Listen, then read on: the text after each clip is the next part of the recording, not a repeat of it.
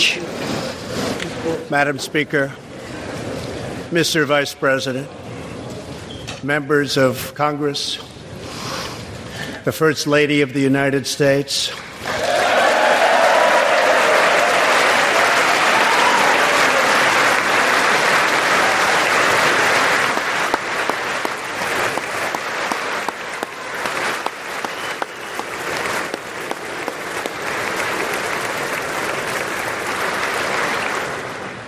and my fellow Americans. We meet tonight at a moment of unlimited potential. As we begin a new Congress, I stand here ready to work with you to achieve historic breakthroughs for all Americans. Millions of our fellow citizens are watching us now gathered in this great chamber, hoping that we will govern not as two parties, but as one nation.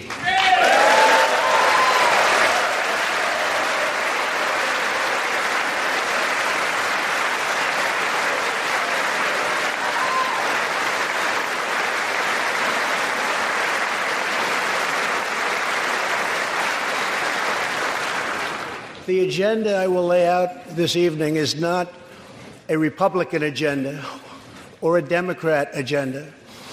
It's the agenda of the American people. Many of us have campaigned on the same core promises to defend American jobs and demand fair trade for American workers, to rebuild and revitalize our nation's infrastructure, to reduce the price of health care and prescription drugs, to create an immigration system that is safe, lawful, modern, and secure, and to pursue a foreign policy that puts America's interest first. There is a new opportunity in American politics if only we have the courage together to seize it.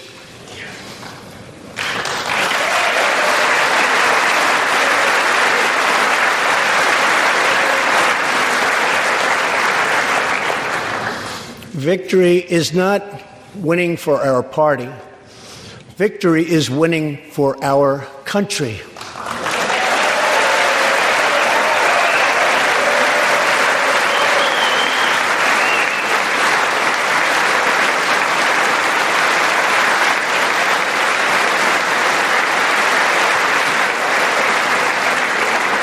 This year, America will recognize two important anniversaries that show us the majesty of America's mission and the power of American pride. In June, we mark 75 years since the start of what General Dwight D. Eisenhower called the Great Crusade, the Allied liberation of Europe in World War II.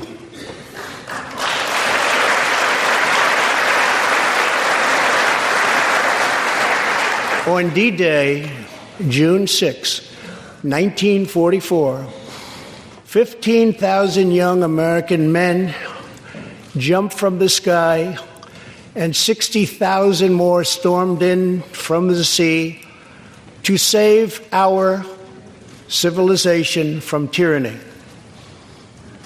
Here with us tonight are three of those incredible heroes.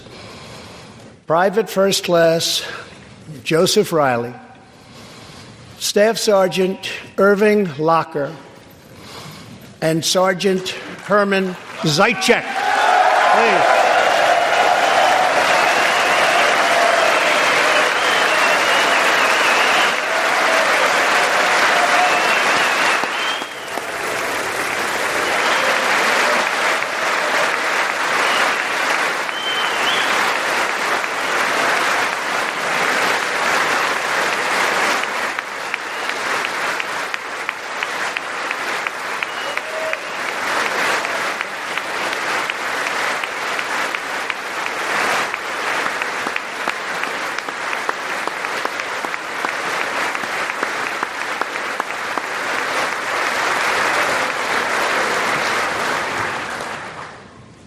gentlemen, we salute you.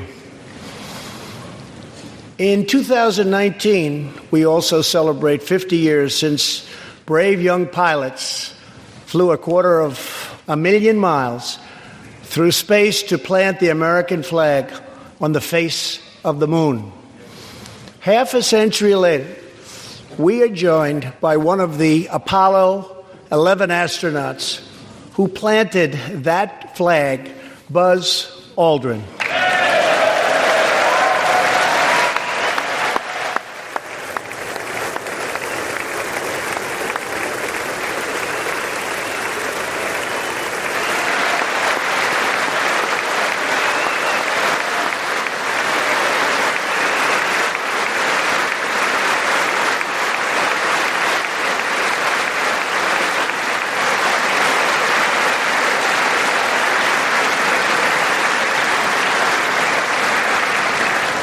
Thank you, Buzz.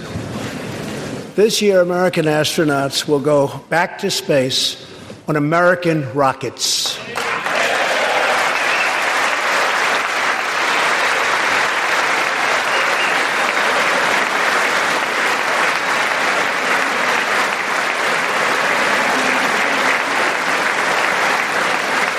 In the 20th century, America saved freedom, transformed science, redefined the middle class, and when you get down to it, there's nothing anywhere in the world that can compete with America.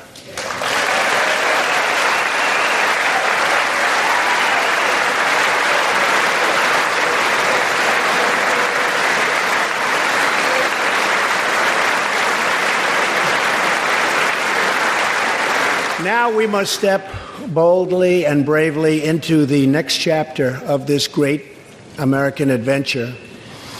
And we must create a new standard of living for the 21st century. An amazing quality of life for all of our citizens is within reach. We can make our community safer, our families stronger, our culture richer, our faith deeper, and our middle class bigger and more prosperous than ever before.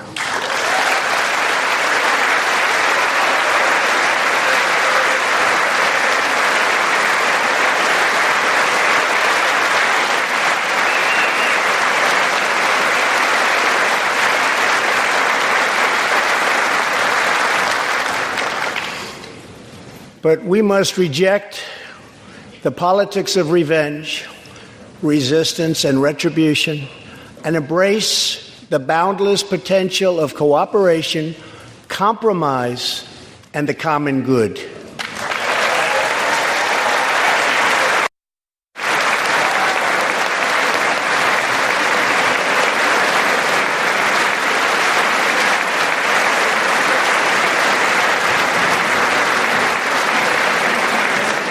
Together, we can break decades of political stalemate.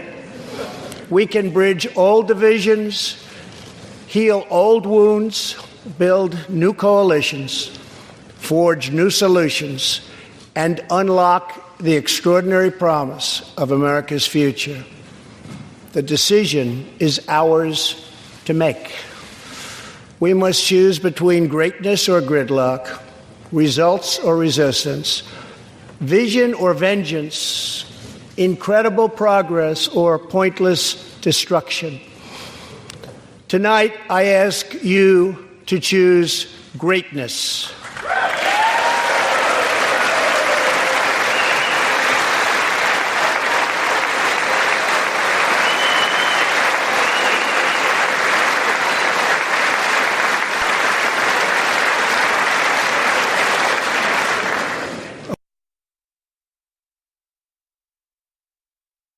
And historic speed to confront problems neglected by leaders of both parties over many decades.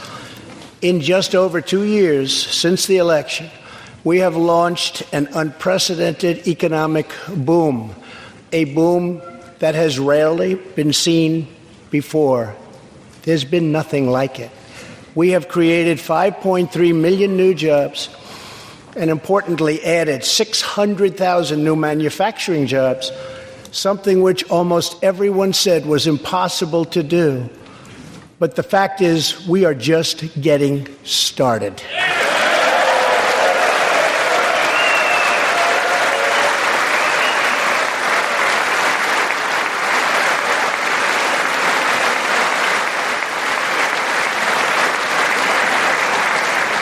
Wages are rising at the fastest pace in decades and growing for blue-collar workers who I promised to fight for. They're growing faster than anyone else thought possible. Nearly 5 million Americans have been lifted off food stamps.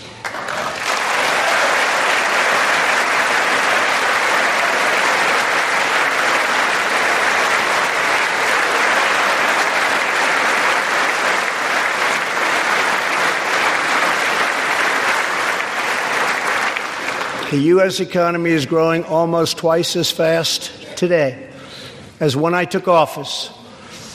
And we are considered far and away the hottest economy anywhere in the world, not even close.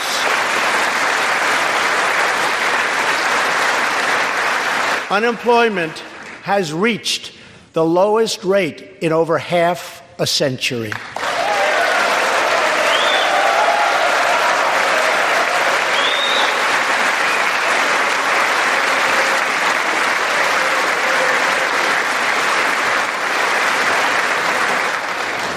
African American, Hispanic American, and Asian American unemployment have all reached their lowest levels ever recorded.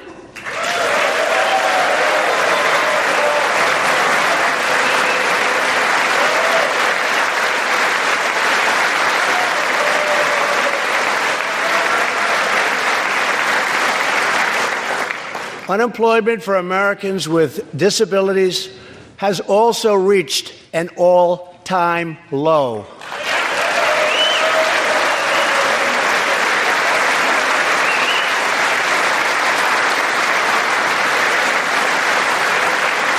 More people are working now than at any time in the history of our country. 157 million people at work.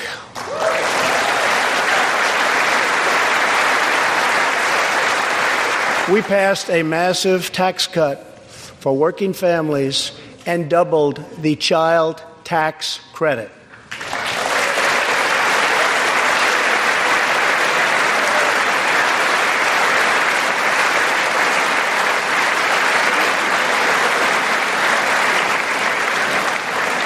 We virtually ended the estate tax, or death tax, as it is often called, on small businesses, for ranches, and also for family farms.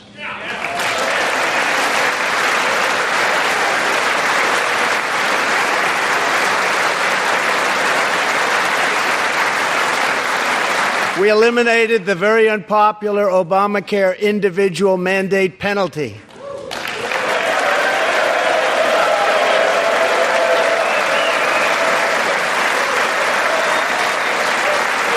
And to give critically ill patients access to life-saving cures, we passed, very importantly, right to try.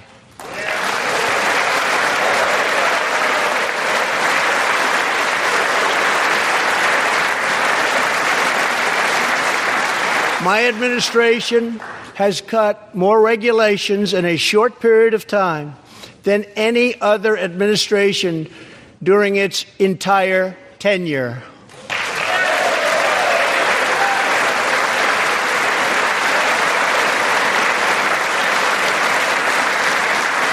Companies are coming back to our country in large numbers, thanks to our historic reductions in taxes and regulations.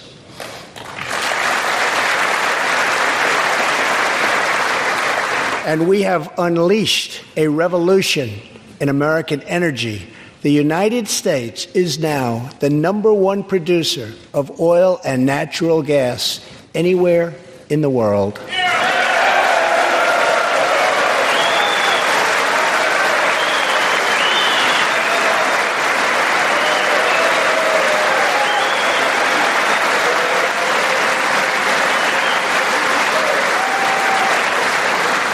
And now, for the first time in 65 years, we are a net exporter of energy.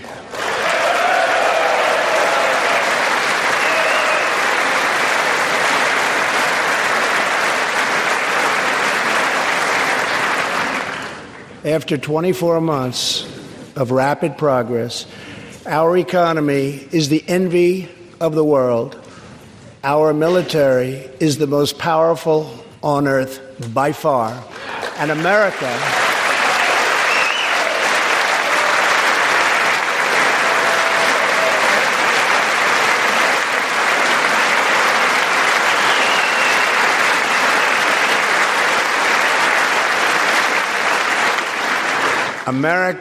is again winning each and every day.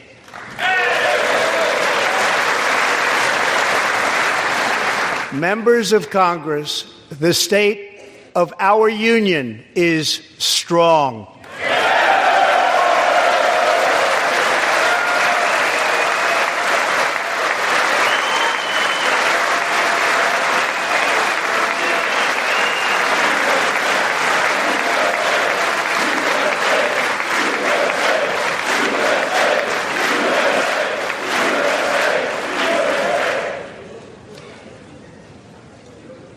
That sounds so good. Our country is vibrant, and our economy is thriving like never before.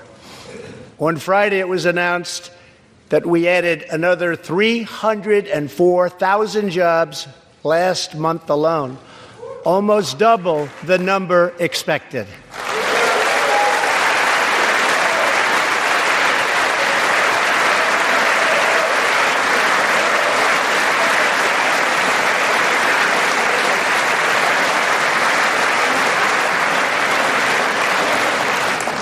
An economic miracle is taking place in the United States, and the only thing that can stop it are foolish wars, politics, or ridiculous partisan investigations.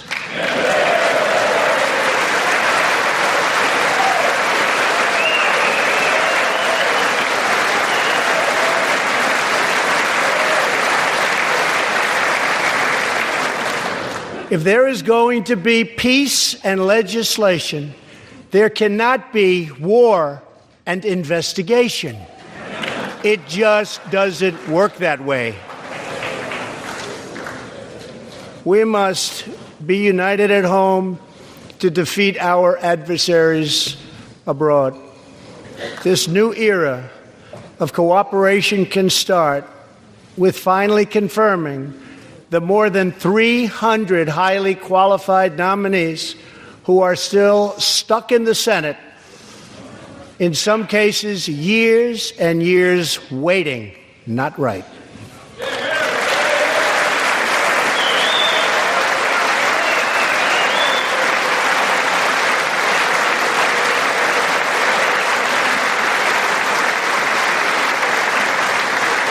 The Senate has failed to act on these nominations, which is unfair to the nominees and very unfair to our country. Now is the time for bipartisan action. Believe it or not, we have already proven that that's possible. In the last Congress, both parties came together to pass unprecedented legislation to confront the opioid crisis, a sweeping new farm bill, historic VA reforms, and after 4 decades of rejection, we passed VA accountability so that we can finally terminate those who mistreat our wonderful veterans.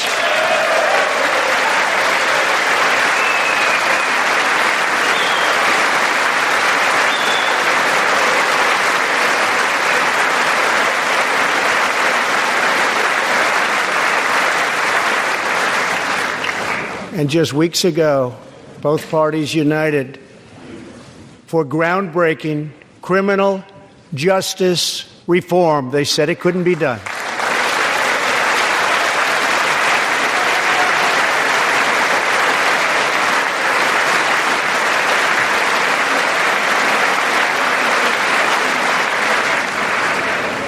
Last year, I heard through friends the story of Alice Johnson. I was deeply moved. In 1997, Alice was sentenced to life in prison as a first-time nonviolent drug offender. Over the next 22 years, she became a prison minister, inspiring others to choose a better path. She had a big impact on that prison population and far beyond. Alice's story underscores the disparities and unfairness that can exist in criminal sentencing and the need to remedy this total injustice. She served almost that 22 years and had expected to be in prison for the remainder of her life. In June, I commuted Alice's sentence. When I saw Alice's beautiful family greet her at the prison gates, hugging and kissing and crying and laughing, I knew I did something right. Alice is with us tonight, and she is a terrific woman. Terrific. Alice, please.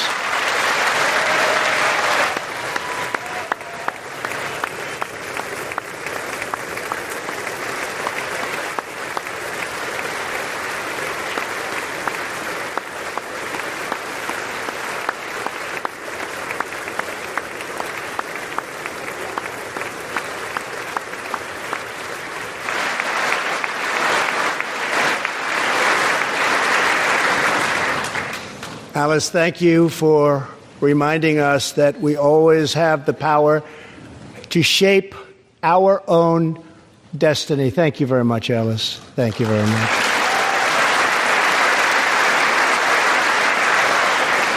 Inspired by stories like Alice's, my administration worked closely with members of both parties to sign the First Step Act into law. Big deal. It's a big deal.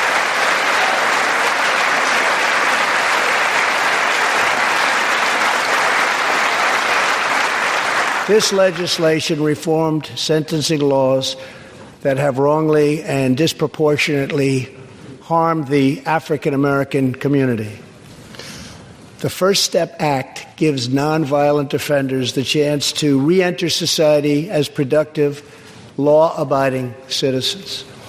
Now, states across the country are following our lead.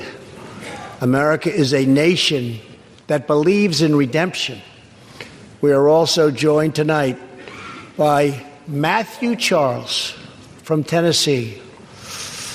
In 1996, at the age of 30, Matthew was sentenced to 35 years for selling drugs and related offenses. Over the next 2 decades, he completed more than 30 Bible studies, became a law clerk, and mentored many of his fellow inmates. Now Matthew is the very first person to be released from prison under the First Step Act.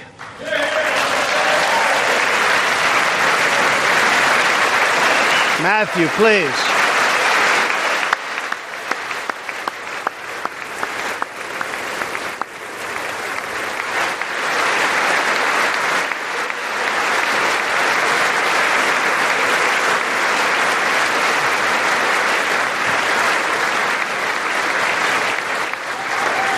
Thank you, Matthew. Welcome home.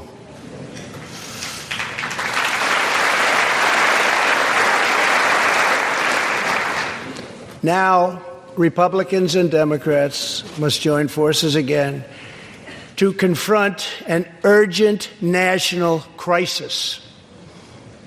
Congress has 10 days left to pass a bill that will fund our government, protect our homeland, and secure our very dangerous southern border.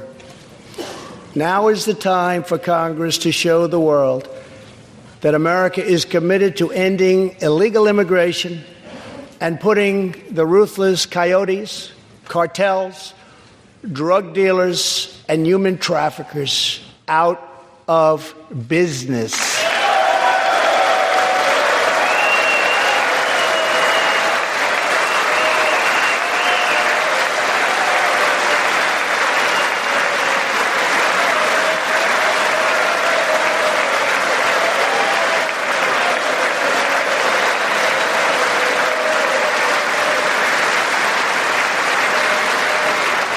As we speak, large, organized caravans are on the march to the United States. We have just heard that Mexican cities, in order to remove the illegal immigrants from their communities, are getting trucks and buses to bring them up to our country in areas where there is little border protection.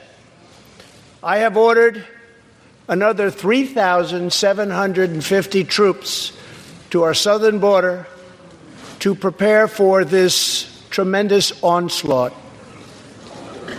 This is a moral issue. The lawless state of our southern border is a threat to the safety, security, and financial well-being of all America. We have a moral duty to create an immigration system that protects the lives and jobs of our citizens. This includes our obligation to the millions of immigrants living here today who followed the rules and respected our laws.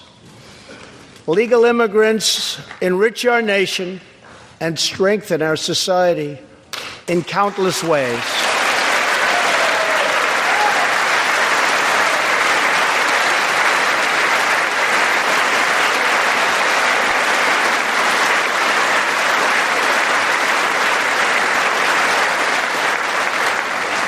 I want people to come into our country in the largest numbers ever, but they have to come in legally.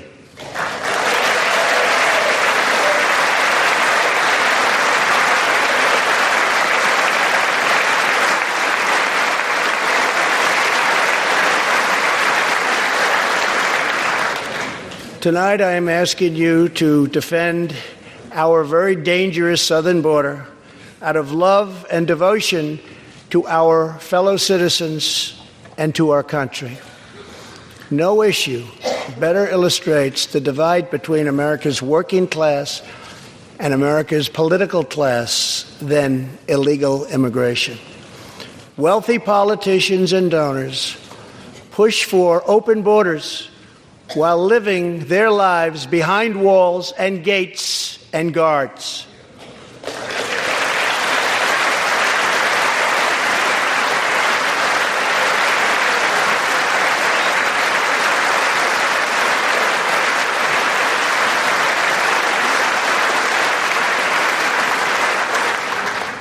Meanwhile, working-class Americans are left to pay the price for mass illegal immigration.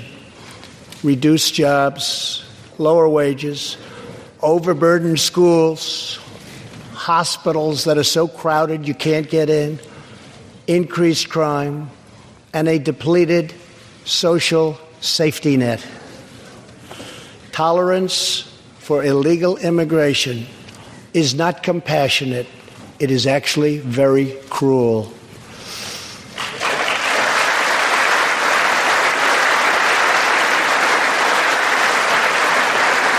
One in 3 women is sexually assaulted on the long journey north. Smugglers use migrant children as human pawns to exploit our laws and gain access to our country.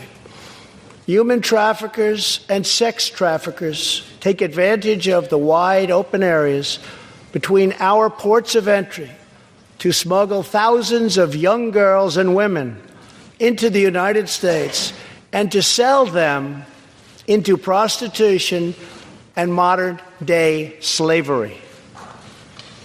Tens of thousands of innocent Americans are killed by lethal drugs that cross our border and flood into our cities, including meth, heroin, cocaine, and fentanyl. The savage gang, MS-13, now operates in at least 20 different American states, and they almost all come through our southern border. Just yesterday, an MS-13 gang member was taken into custody for a fatal shooting on a subway platform in New York City. We are removing these gang members by the thousands, but until we secure our border, they're going to keep streaming right back in. Year after year, countless Americans are murdered by criminal, illegal aliens. I've gotten to know many wonderful angel moms and dads and families. No one should ever have to suffer the horrible heartache that they have had to endure. Here tonight is Deborah Bissell. Just 3 weeks ago, Deborah's parents, Gerald and Sharon, were burglarized and shot to death in their Reno, Nevada home by an illegal alien.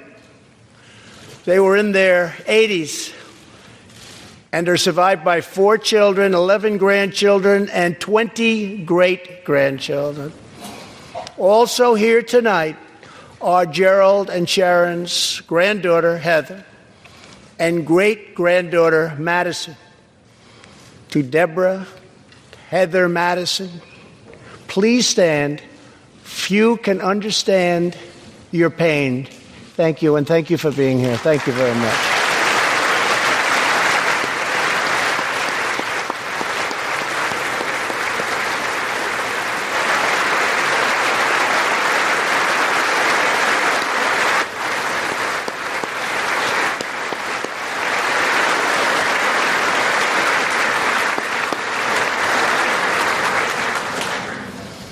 I will never forget, and I will fight for the memory of Gerald and Sharon, that it should never happen again.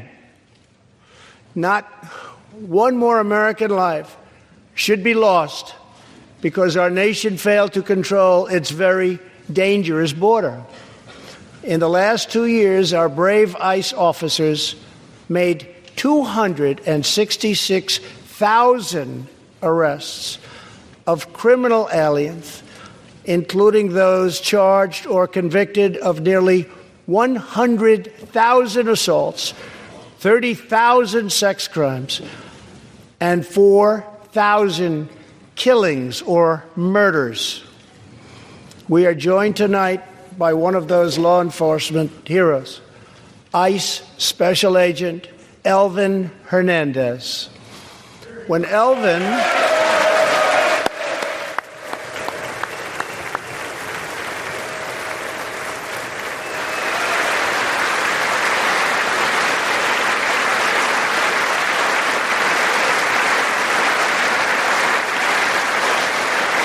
Thank you. When Elvin was a boy, he and his family legally immigrated to the United States from the Dominican Republic. At the age of 8, Elvin told his dad he wanted to become a special agent. Today, he leads investigations into the scourge of international sex trafficking. Elvin says that if I can make sure these young girls get their justice, I've really done my job. Thanks to his work and that of his incredible colleagues, more than 300 women and girls have been rescued from the horror of this terrible situation. And more than 1,500 sadistic traffickers have been put behind bars.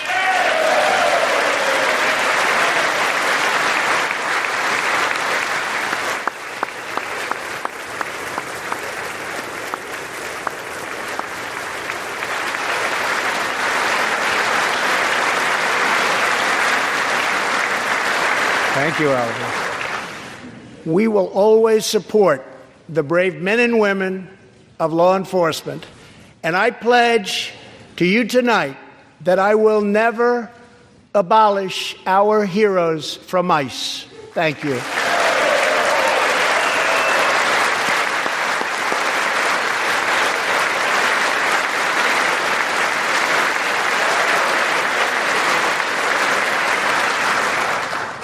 My administration has sent to Congress a common-sense proposal to end the crisis on the southern border. It includes humanitarian assistance, more law enforcement, drug detection at our ports, closing loopholes that enable child smuggling, and plans for a new physical barrier or wall to secure the vast areas between our ports of entry. In the past, most of the people in this room voted for a wall, but the proper wall never got built. I will get it built.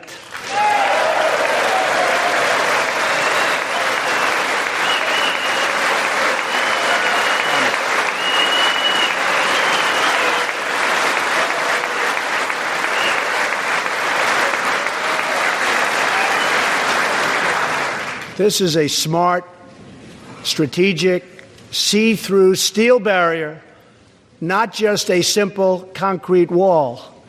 It will be deployed in the areas identified by the border agents as having the greatest need, and these agents will tell you where walls go up, illegal crossings go way, way down.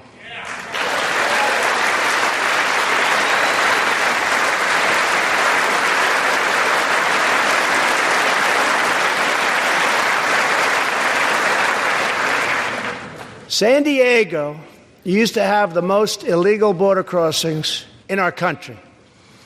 In response, a strong security wall was put in place.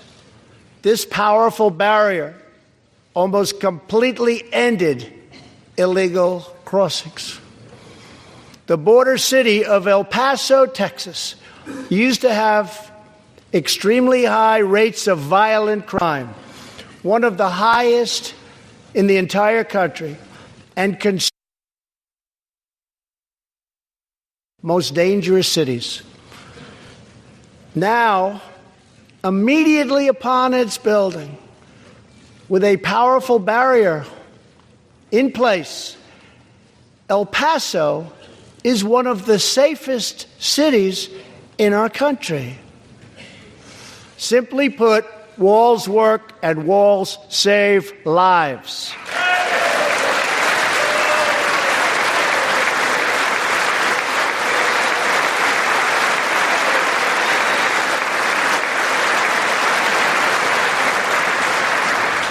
So let's work together, compromise, and reach a deal that will truly make America safe.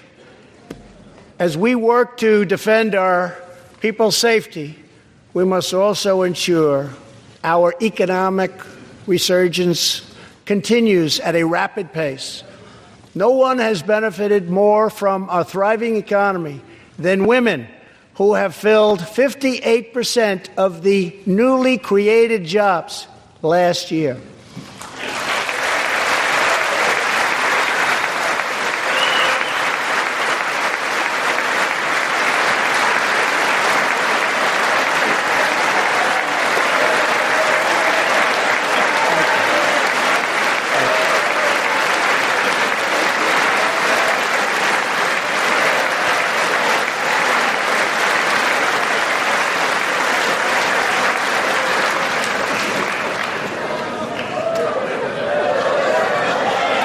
You weren't supposed to do that. Thank you very much. Thank you very much.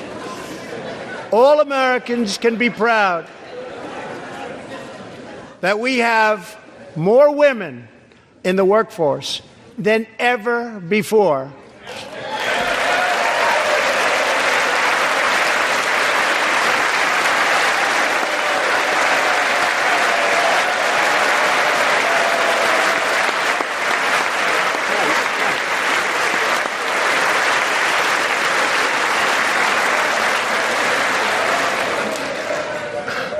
Don't sit yet. You're going to like this. And exactly 1 century after Congress passed the constitutional amendment giving women the right to vote, we also have more women serving in Congress than at any time before.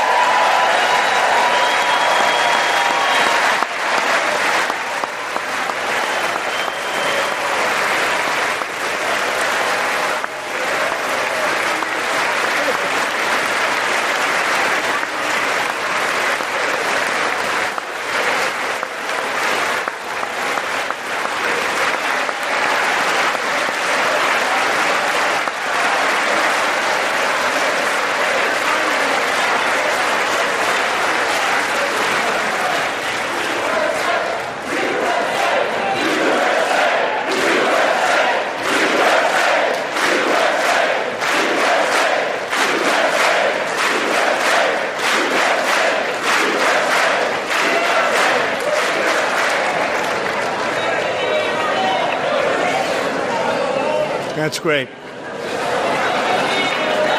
Very great. And congratulations. That's great. As part of our commitment to improving opportunity for women everywhere, this Thursday, we are launching the first ever government-wide initiative focused on economic empowerment for women in developing countries. To build on... Thank you. To build on our incredible economic success, one priority is paramount: reversing decades of calamitous trade policies. So bad.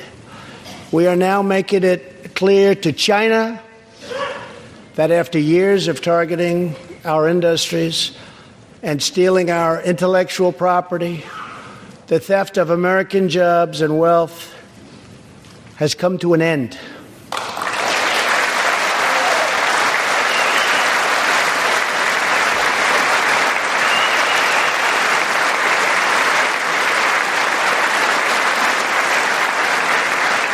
Therefore, we recently imposed tariffs on $250 billion of Chinese goods, and now our Treasury is receiving billions and billions of dollars. But I don't blame China for taking advantage of us. I blame our leaders and representatives for allowing this travesty to happen. I have great respect for President Xi, and we are now working on a new trade deal with China.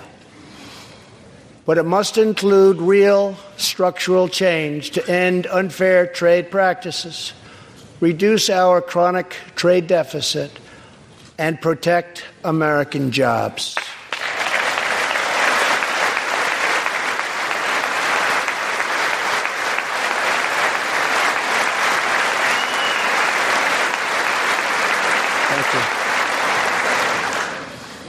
Another historic trade blunder was the catastrophe known as NAFTA.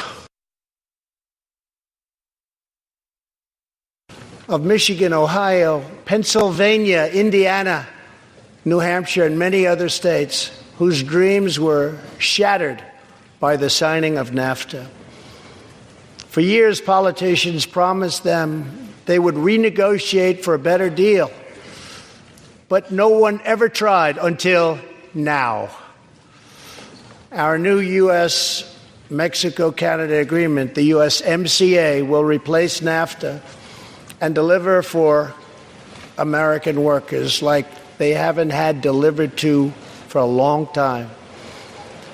I hope you can pass the USMCA into law so that we can bring back our manufacturing jobs in even greater numbers, expand American agriculture, protect intellectual property, and ensure that more cars are proudly stamped with our 4 beautiful words, made in the USA.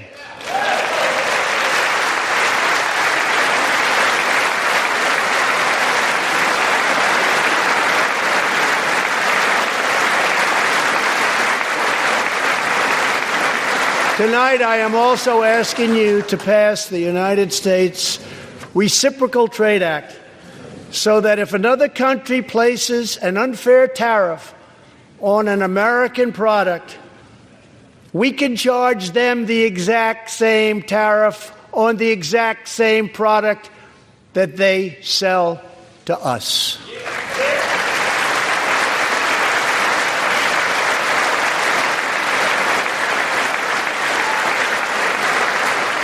Both parties should be able to unite for a great rebuilding of America's crumbling infrastructure.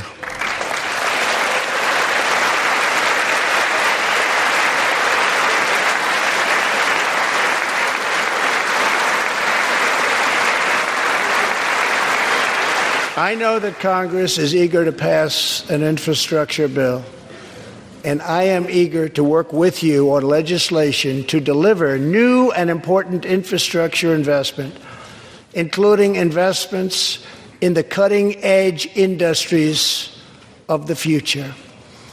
This is not an option. This is a necessity. The next major priority for me and for all of us should be to lower the cost of health care and prescription drugs and to protect patients with pre-existing conditions.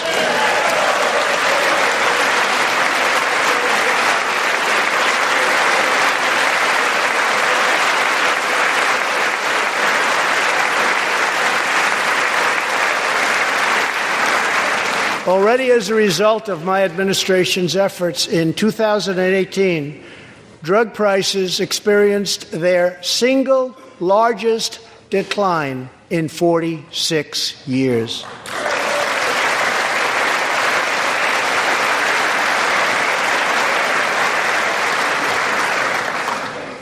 But we must do more. It's unacceptable that Americans pay vastly more than people in other countries for the exact same drugs, often made in the exact same place. This is wrong. This is unfair. And together, we will stop it. And we'll stop it fast.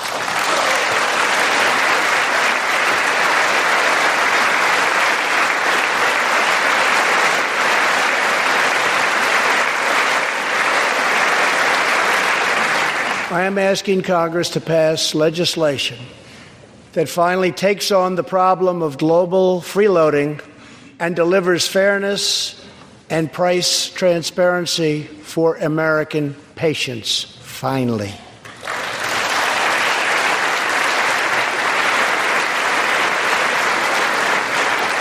We should also require drug companies, insurance companies, and hospitals to competition and bring costs way down.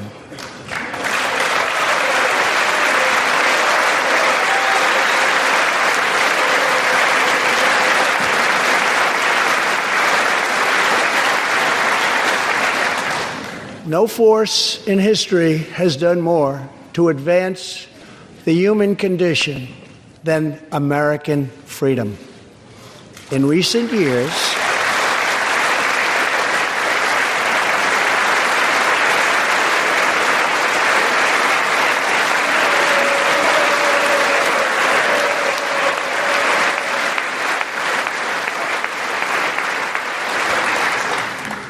years, we have made remarkable progress in the fight against HIV and AIDS. Scientific breakthroughs, dream within reach. My budget will ask Democrats and Republicans to make the needed commitment to eliminate the HIV epidemic in the United States within 10 years. We have made incredible strides, incredible.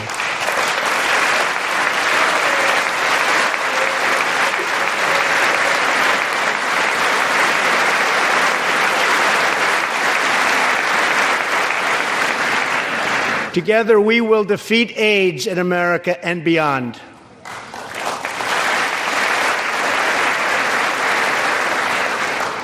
Tonight, I am also asking you to join me in another fight that all Americans can get behind, the fight against childhood cancer.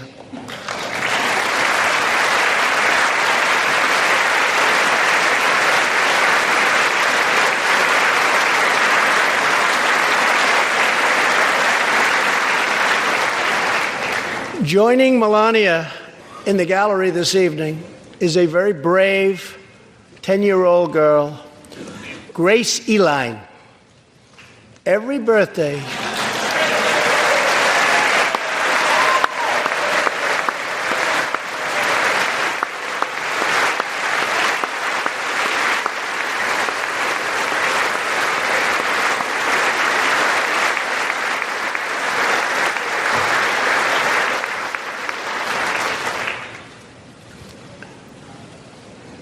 hi, Grace. Every birthday since she was 4, Grace asked her friends to donate to St. Jude's Children's Hospital. She did not know that one day she might be a patient herself. That's what happened. With brain cancer. Immediately, she began radiation treatment. At the same time, she rallied her community and raised more than $40,000 for the fight against cancer.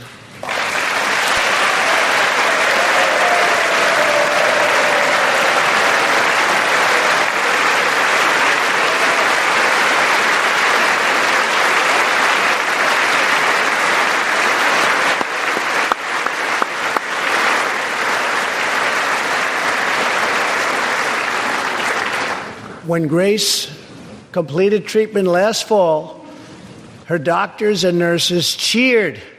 They loved her. They still love her. With tears in their eyes as she hung up a poster that read, "Last day of chemo."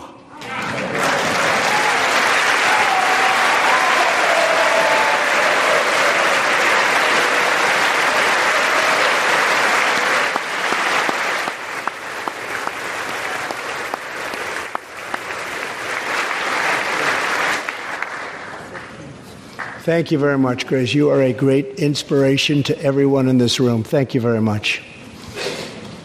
Many childhood cancers have not seen new therapies in decades. My budget will ask Congress for $500 million over the next 10 years to fund this critical life-saving research. To help support working parents, the time has come to pass school choice for Americans' children.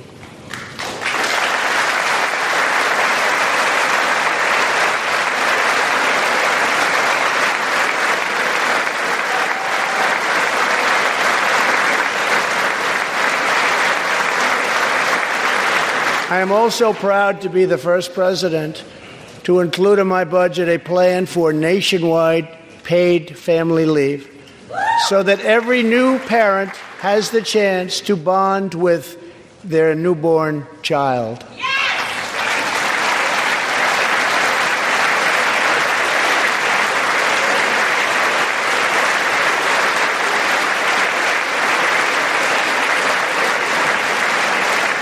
There could be no greater contrast to the beautiful image of a mother holding her infant child than the chilling displays our nation saw in recent days. Lawmakers in New York cheered with delight upon the passage of legislation to be ripped from the mother's womb moments from birth. These are living, feeling, beautiful babies who will never get the chance to share their love and their dreams with the world. And then we had the case of the governor of Virginia, where he stated he would execute a baby after birth. To defend the dignity of every person, I am asking Congress to pass legislation to prohibit the late-term abortion of children who can feel pain in a mother's womb.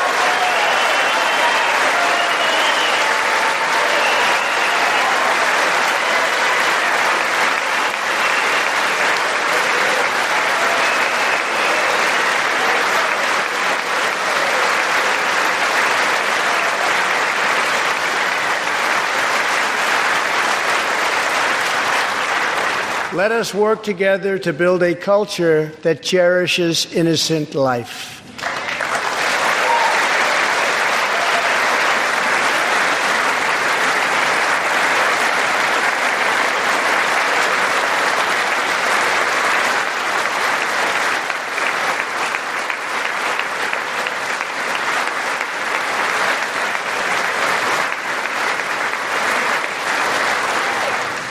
And let us reaffirm a fundamental truth. All children, born and unborn, are made in the holy image of God. The final part of my agenda is to protect American security. Over the last 2 years, we have begun to fully rebuild the United States military with $700 billion last year and $716 billion this year. We are also getting other nations to pay their fair share. Finally.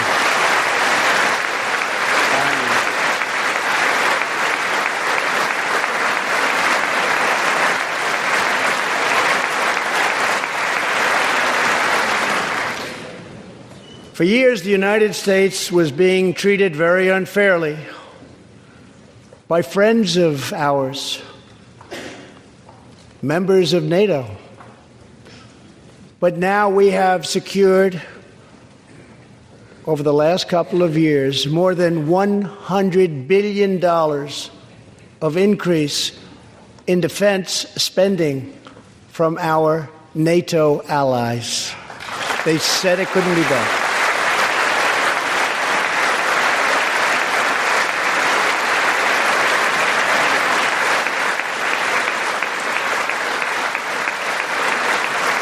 As part of our military buildup, the United States is developing a state-of-the-art missile defense system. Under my administration, we will never apologize for advancing America's interests. For example, decades ago, the United States entered into a treaty with Russia in which we agreed to limit and reduce our missile capability. While we followed the agreement and the rules to the letter, Russia repeatedly violated its terms. It's been going on for many years. That is why I announced that the United States is officially withdrawing from the Intermediate Range Nuclear Forces Treaty, or INF Treaty. Perhaps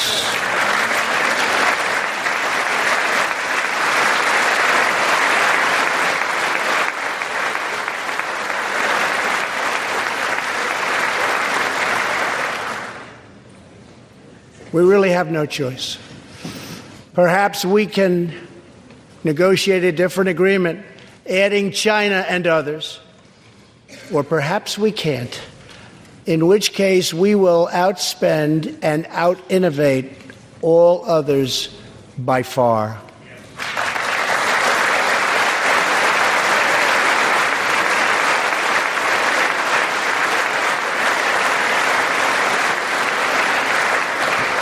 As part of a bold new diplomacy, we continue our historic push for peace on the Korean Peninsula. Our hostages have come home. Nuclear testing has stopped, and there has not been a missile launch in more than 15 months.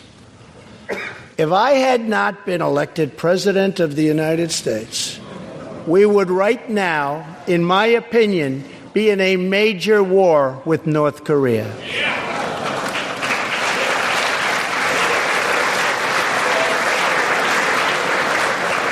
Much work remains to be done, but my relationship with Kim Jong-un is a good one. Chairman Kim and I will meet again on February 27th and 28th in Vietnam.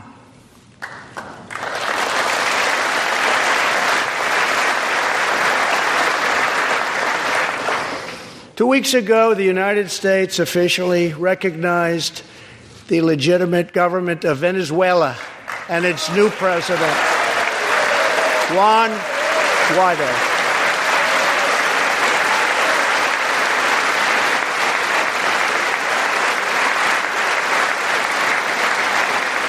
We stand with the Venezuelan people in their noble quest for freedom, and we condemn the brutality of the Maduro regime, whose socialist policies have turned that nation from being the wealthiest in South America into a state of abject poverty and despair.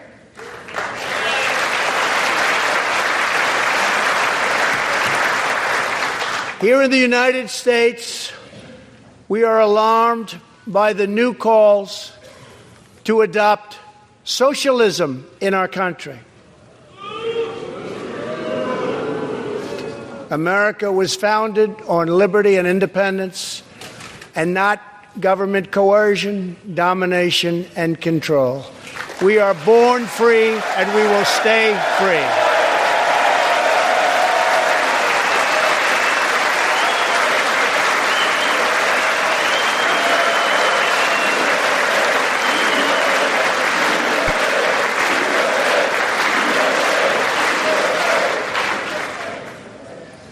Tonight, we renew our resolve to be a socialist country.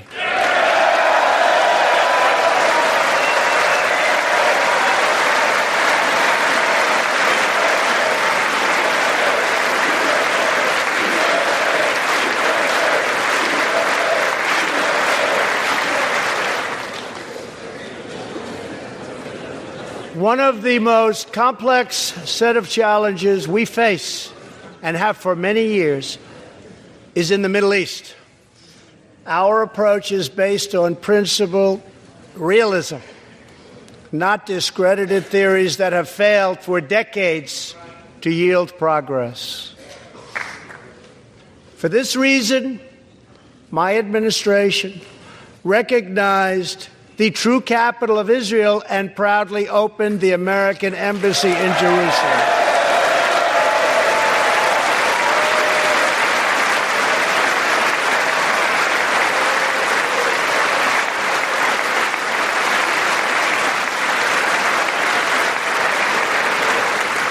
Our brave troops have now been fighting in the Middle East for almost 19 years. In Afghanistan and Iraq, nearly 7,000 American heroes have given their lives. More than 52,000 Americans have been badly wounded. We have spent more than $7 trillion in fighting wars in the Middle East. As a candidate for president, I loudly pledged a new approach. Great nations do not fight endless wars.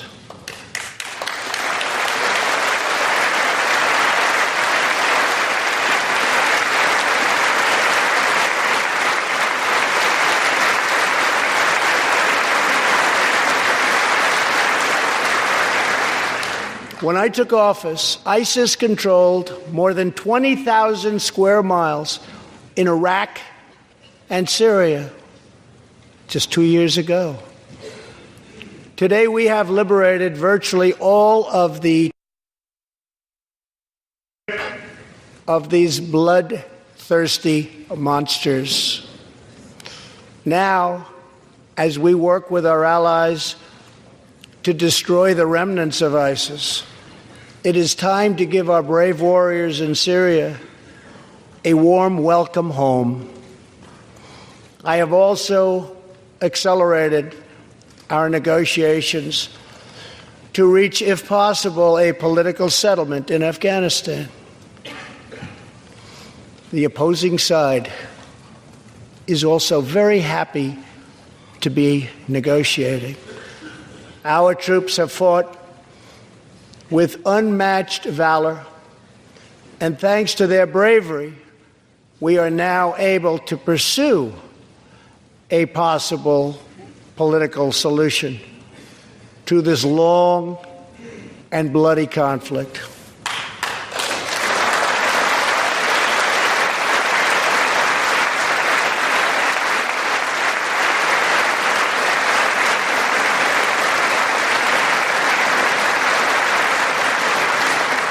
In Afghanistan, my administration is holding constructive talks with a number of Afghan groups, including the Taliban.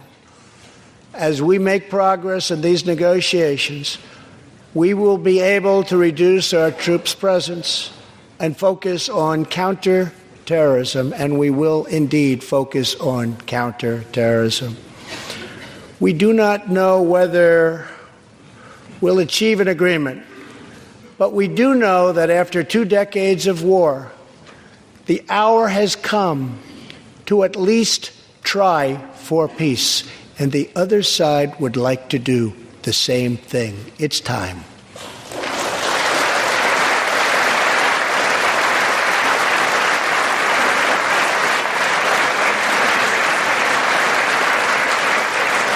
Above all, friend and foe alike must never doubt this nation's power and will to defend our people.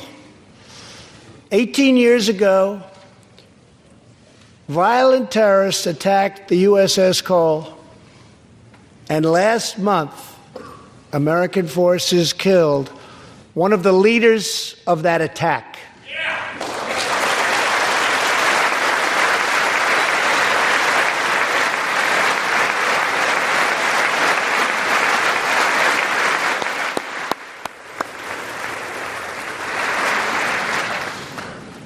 We are honored to be joined tonight by Tom Wibberley, whose son, Navy seaman Craig Wibberley, was one of the 17 sailors we tragically lost. Tom, we vow to always remember the heroes of the USS Cole. Thank you, Tom.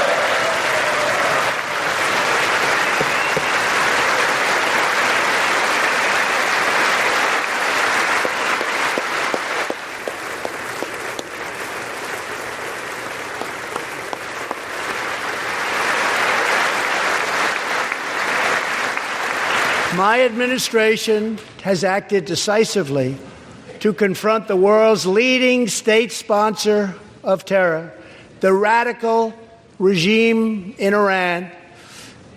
It is a radical regime. They do bad, bad things. To ensure this corrupt dictatorship never acquires nuclear weapons, I withdrew the United States from the disastrous Iran nuclear deal.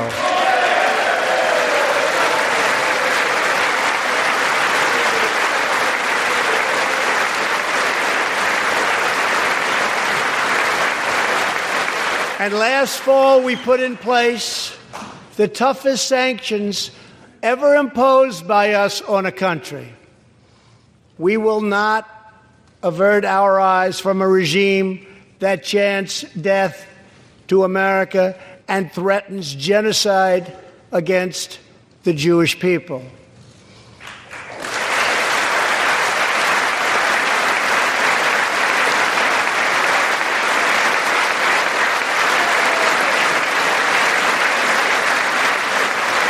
We must never ignore the vile poison of anti-Semitism or those who spread its venomous creed.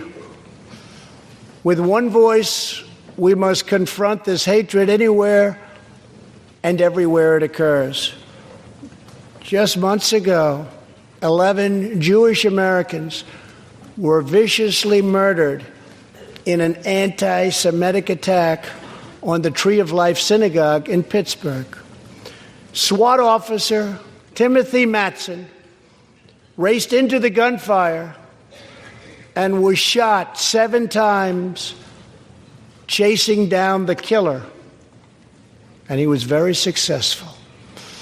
Timothy has just had his 12th surgery, and he's going in for many more. but he made the trip to be here with us tonight. Officer Mattson, please.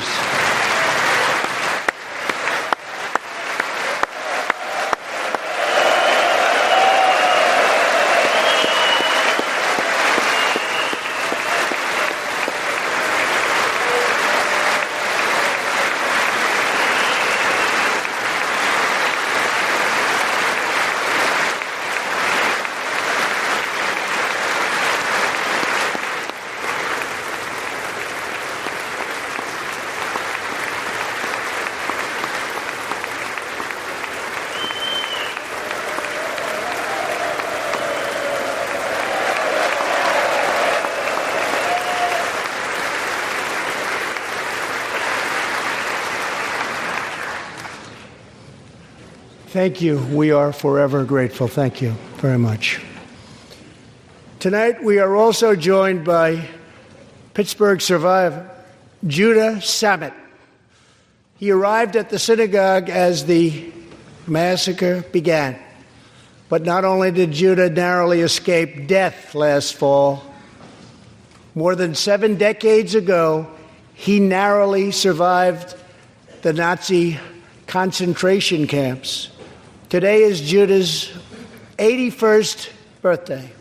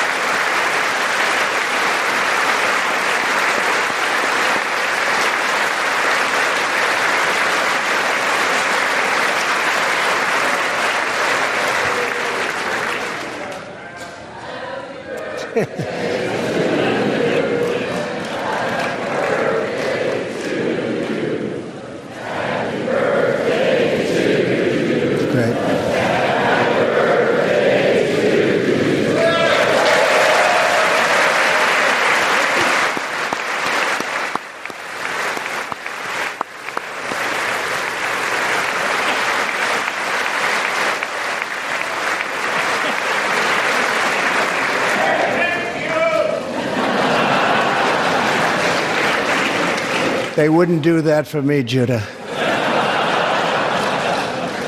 Judah says he can still remember the exact moment nearly 75 years ago, after 10 months in a concentration camp, when he and his family were put on a train and told they were going to another camp.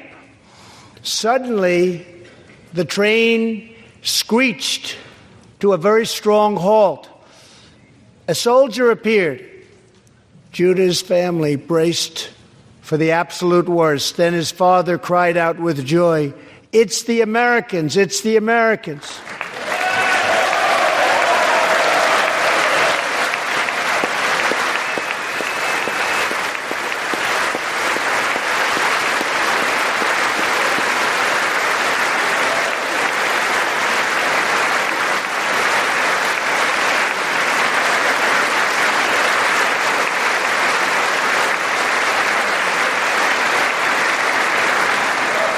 Thank you.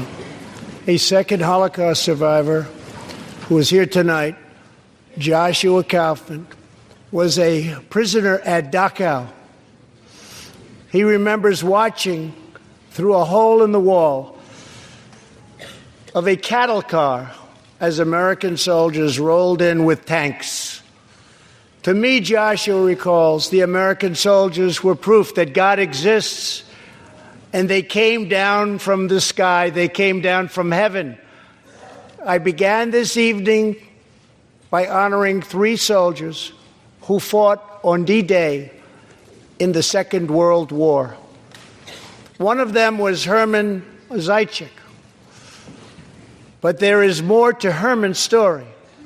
A year after he stormed the beaches of Normandy, Herman was one of the American soldiers who helped liberate Dachau.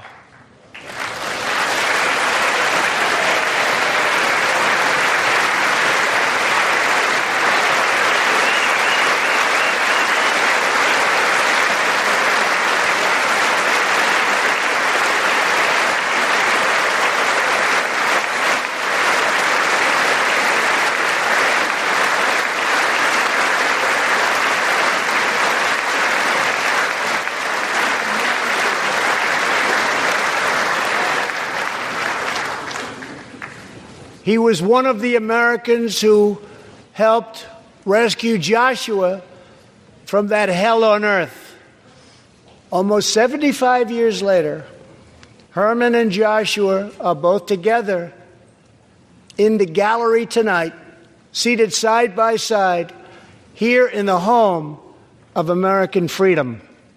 Herman and Joshua, your presence this evening is very much appreciated. Thank you very much.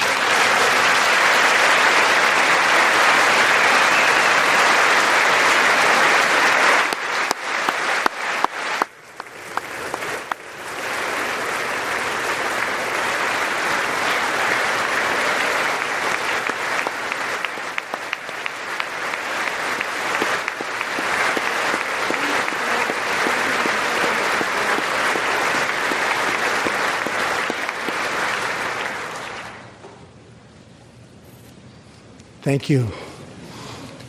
When American soldiers set out beneath the dark skies over the English Channel in the early hours of D-Day 1944, they were just young men of 18 and 19 hurtling on fragile landing craft toward the most momentous battle in the history of war. They did not know if they would survive the hour. They did not know if they would grow old, but they knew that America had to prevail. Their cause was this nation and generations yet unborn. Why did they do it? They did it for America. They did it for us. Everything that has come since our triumph over communism, our giant leaps of science and discovery, our unrivaled progress towards equality and justice, all of it is possible thanks to the blood and tears and courage and vision of the Americans who came before. Think of this Capitol. Think of this very chamber where lawmakers before you voted to end slavery, to build the railroads and the highways, and defeat fascism, to secure civil rights, and to face down evil empires. Here tonight, we have legislators from across this magnificent republic. You have come from the rocky shores of Maine and the volcanic peaks of Hawaii, from the snowy woods of Wisconsin and the red deserts of Arizona, from the green farms of Kentucky and the golden beaches of California. Together we represent the most extraordinary nation in all of history. What will we do with this moment? How will we be remembered? I ask the men and women of this Congress, look at the opportunities before us. Our most thrilling achievements are still ahead. Our most exciting journeys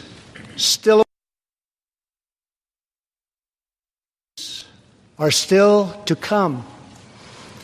We have not yet begun to dream.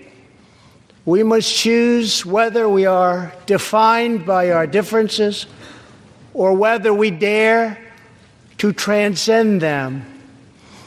We must choose whether we squander our great inheritance or whether we proudly declare that we are Americans. We do the incredible. We defy the impossible.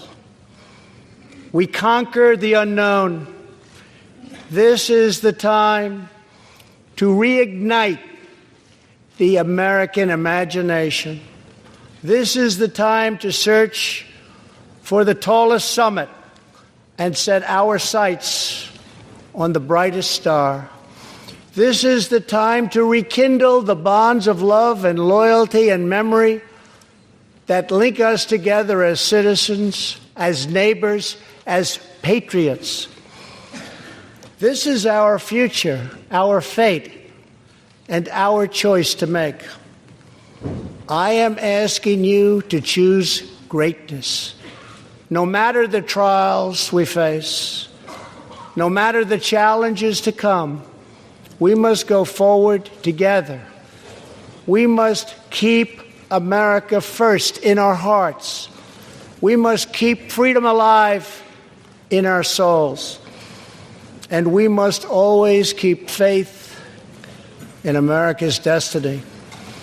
That one nation, under God, must be the hope and the promise and the light and the glory among all the nations of the world. Thank you, God bless you, and God bless America. Thank you very much.